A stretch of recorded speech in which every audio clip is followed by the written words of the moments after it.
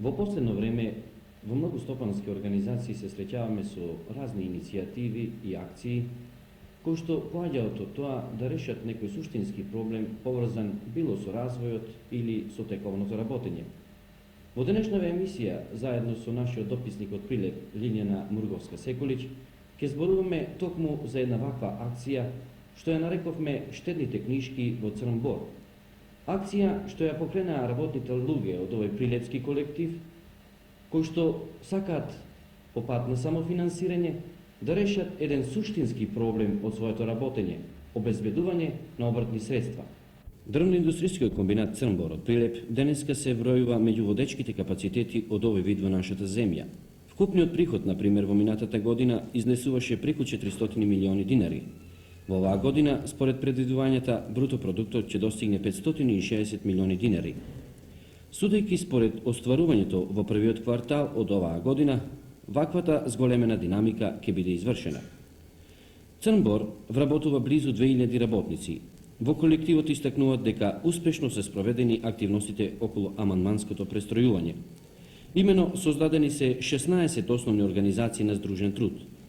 Меѓу сите организации, како што ни беше речено, постојат чисти сметки што овозможува непосредно ангажирање на секого во рамките на основната организација за подоброто искористување на опремата и материјалите. Ако се цени според продуктивноста на трудот, Црн Бор денеска спаѓа во редот на водечките капацитети на мебел во нашата земја.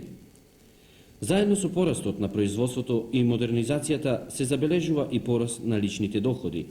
Имено, додека во минатата година просекот на личните доходи изнесуваше 1580 динари по вработен, веќе во првите месеци од оваа година тој достигнува 1800 динари.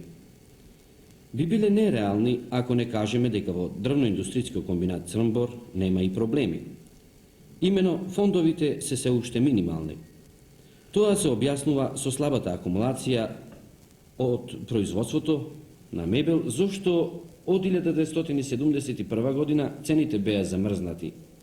Заради неможноста да се обезбеди собствена акумулација, колективот беше присилен својот развој главно да го ориентира на средства од банкарски извори.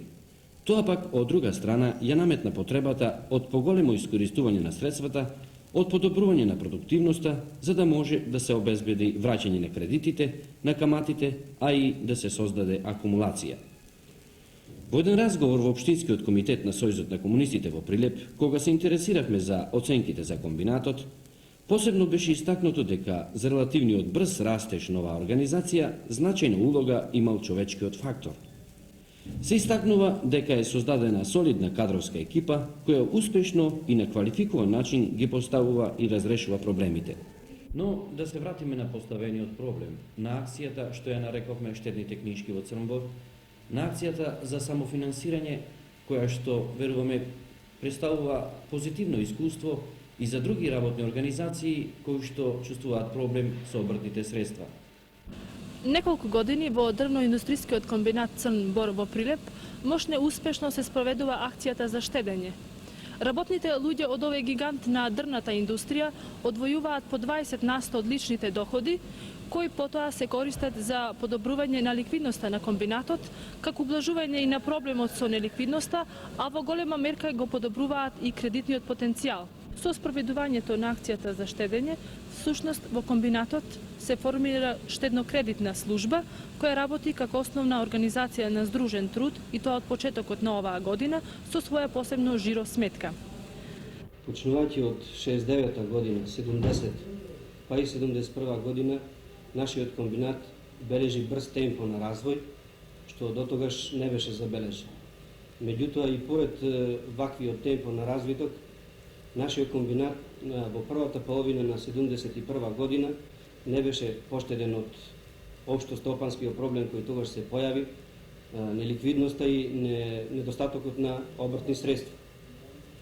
Банките со кои што работевме тогаш не беа во можност да исцело ги задоволат нашите барања и поред желбите кои постојаа да ни помогнат.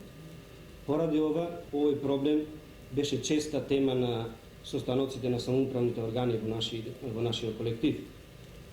На овие состаноци се јави идејата да работниците од своите лични доходи издвојуваат во вид на штедни влогови и тие штедни влогови служат како обртни средства кои ќе допринесат за избегнување на овој недостаток на обртни средства. Оваа идеја беше дискутирана на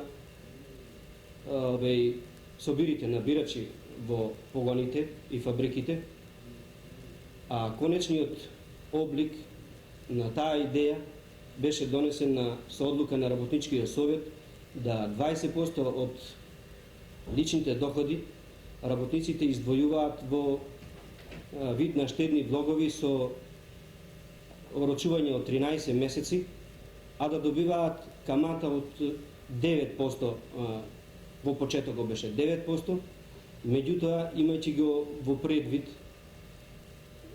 фактот да со овие средства првата година се добија прилично обртни средства, одма наредната година комбинатот, односно работничкиот совет изврши измена во стопата на каматата, со тоа што сега се промени во постимулативни камати, и тоа за штедните влогови кои се орочени на 13 месеци, работниците да добијат 13% камата, а на штедните влогови кои се орочени 6 месеци да добиваат 11% камата, додека штедни влогови кои се повидување 9%. Со ваквото издвојување од личните доходи на работниците, комбинатот годишно се здобива со 4.800.000 динари. Меѓутоа, поред овој извор на обртни средства, во комбинатот поделни основни организации веќе примаа личен доход преку штедни книжки. Ваквиот начин треба да се прошири на сите погони, така да годишно комбинатот би добил уште 2.400.000, затоа што сите работници одеднаш не ја трошат платата, а ми се предвидува да месечно останува негде 20 милиони динари кои работниците нема да ги подигнат наеднаш, така да се собира сума од 2.400.000 динари. И првите 4.800.000 тоа е цифра од 7.200.000 динари. Меѓутоа, од 72 година, поред редовното штедење кај работниците, имаме појава на неподигање на дотогашните штедни влогови или нови износи кои се вложуваат и се орочуваат било тоа на 6 месеци или на 13 месеци.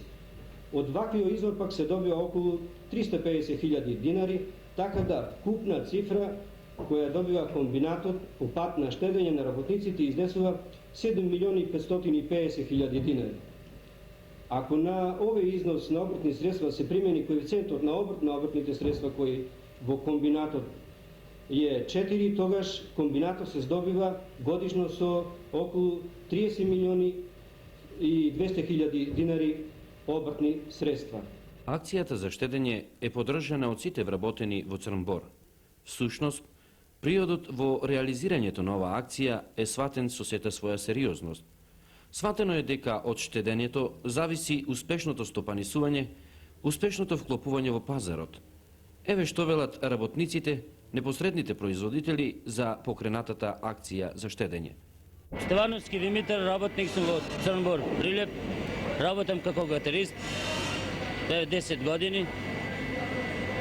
Што добивате од акцијата за штедење? Од акцијата за штедење добиваме ние 13% камата и од тие пари си помагаме сами себе. И ги добиваме на крај година тие пари за си купуваме земница, топтам пари се добива. Што друга банка не дава 13% камата, речем наша дава 13%, јас да би имал и други средства би ги вложил во кај нас овде.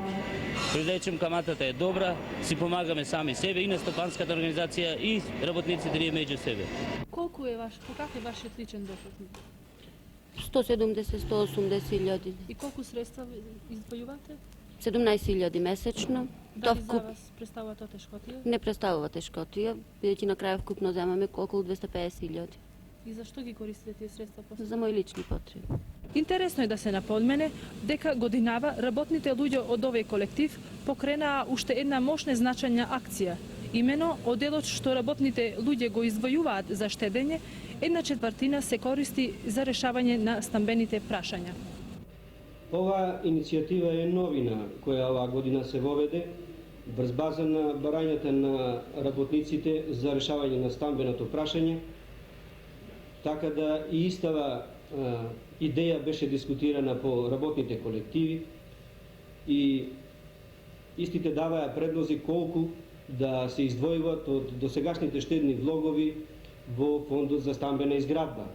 При конечното обликување на таа одлука беше донесено да 1/4 од досегашните штедни влогови се издвојува за стамбената изградба, така да работникот дојде на полесен начин до стан, со тоа што тој ќе учествува со 1/4, комбинатот исто така со 1/4, додека банката треба да учествува со околу 50% од вредноста на станот за полесно добивање на работниците, реков, со станови.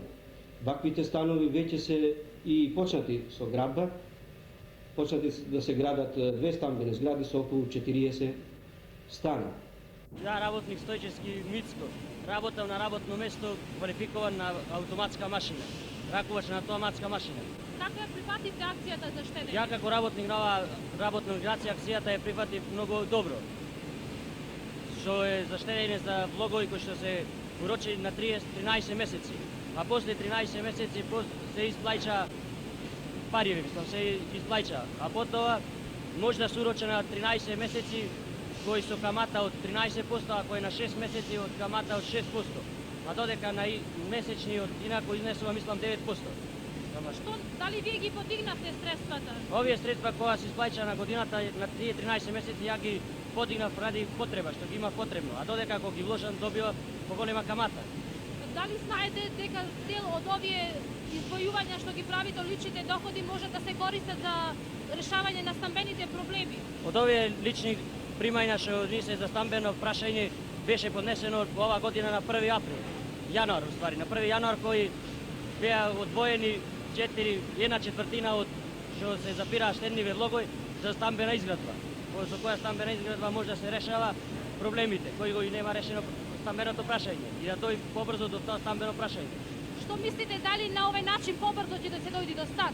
Па јас сметам оти побрзо ќе дојде на овој начин за до стан. Се викам Таси Скицко, квалификован работник како мајстор на камп политирка, политирно оделение. Со акцијата за штедење се решаваат и стамбените проблеми во вашиот комбинат. Што мислите вие за тоа?